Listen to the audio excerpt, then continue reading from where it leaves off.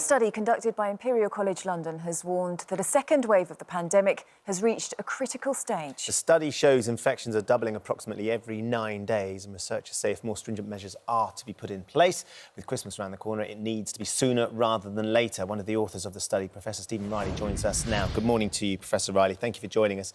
I mean, this will strike real concern into the hearts and the homes of our viewers this morning, the fact that we've reached this critical stage, particularly with Christmas around the corner. 100,000 people are catching the virus every day. What is it that needs to be done for us to come back from the precipice?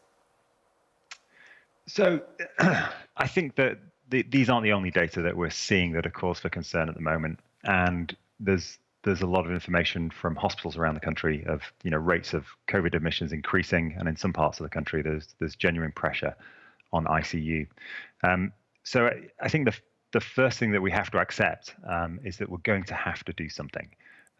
Whether that is under the current policies that are in place that we can achieve much better compliance, then that's one way that it could go, or the government probably does need to consider alternative options. So do you think that the tier system that's currently being employed isn't having a stringent enough effect? So the most recent tier 3 interventions in kind of large populations in the North and Midlands, we don't see them in our data. So we can't make precise comments, about the impact in Liverpool and Manchester, and we do see a slowing in the North. But the overall approach of using the least amount of intervention in the smallest possible area, which makes a huge amount of sense to kind of protect well-being and livelihoods in the economy. But that overall approach, compared with the pattern of infections we've seen, since the summer in our data, suggests that something has to change. So what the information here seems to be suggesting is that areas that were previously, they had low rates, are now increasing. So actually it suggests that the south, other parts of the country, are following how we've seen the north go. So does that suggest that it needs to be looked at from a nationwide perspective? Yeah, that's right.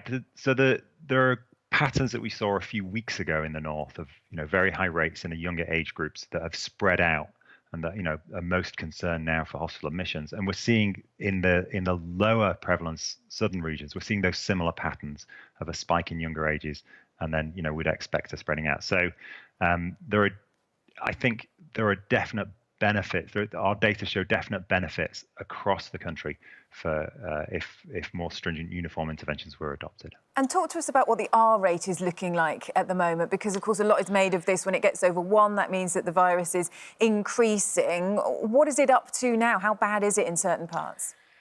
So I think the most important part of what we found about the R rate is at a national level, it's gone up. It's not gone up a huge amount. Nationally, it's not at the same levels that we did see in March, but we've got a pretty accurate measure in the way that we do this study, so we can maybe pick up changes with a bit more sensitivity than other data streams.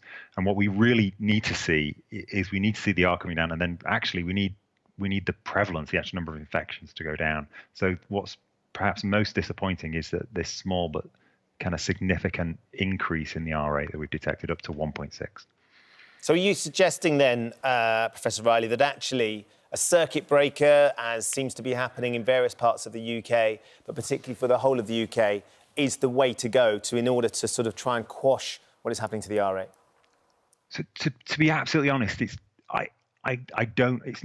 really not up to me to suggest. I think But you're looking at the figures, though. You're looking at this data day in, day out. You are studying the data that's coming from all over the country. You're far more informed in terms of the reality of what the virus is doing scientifically, and trying to find the solution is what the government's desperately trying to do to keep everybody happy as well. And this study shows that current measures aren't sufficient.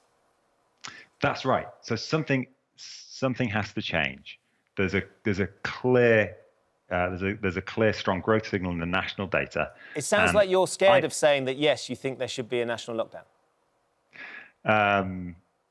No, I think I'm scared of expressing I'm scared about talking about lockdown, right, because I don't think it's a useful word. Okay. I think we all need to accept the objective. We've got to get the number of infections to go down. And if we just focus on what the government does and we don't focus on how people are really that we have this common objective, then I think we go round and round in circles with people that do like lockdown or don't like lockdown. OK, so avoiding the sort of specific term lockdown, but of course everybody's looking to Christmas at the moment, aren't they, to wonder what Christmas will look like.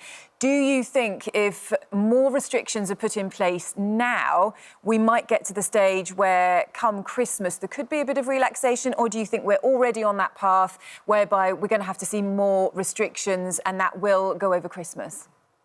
So if we figure out a way to get the number of infections to come down between now and Christmas, and we understand how that works and what we can do to achieve that, then we'll have the option of perhaps reducing, the strength of interventions over Christmas.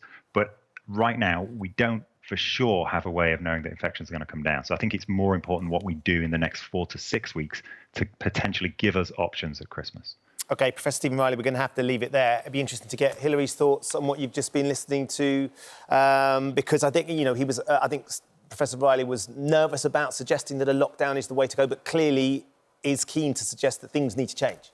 Yeah, I agree with what he's saying, that the word lockdown isn't awfully helpful because people don't like to feel that they are under the cosh and being told what to do. However, it is individuals' responsibility to look after themselves and society as a whole. So I think he's right. He doesn't want to say we need a lockdown, because taking the economy out of the equation, then I'm sure he would agree that we need to be much more stringent in what we're doing, because currently what we're doing isn't sufficient.